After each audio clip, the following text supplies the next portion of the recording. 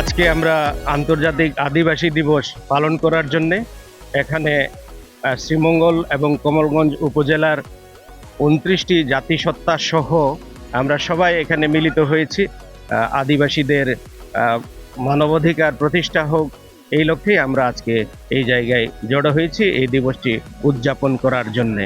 আজ নিজেকে আদিবাসী বলি এবং আদিবাসী হিসেবে সামগ্রিক স্বীকৃতি চাই এবং আমাদের ভূমির অধিকার, ভূমি কমিশন করে আমাদের ভূমির অধিকারটা আর দাবি করছি আমাদের সরকারের কাছে।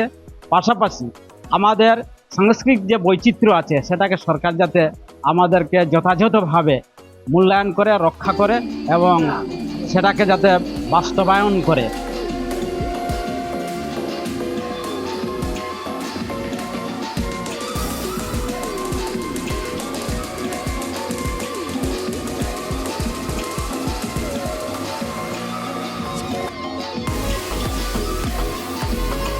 এই দিনে মিলিত হয়ে আমরা সবার একে অপরের যে সাংস্কৃতিক যে অঙ্গভঙ্গি সেগুলো আমরা দেখে থাকি।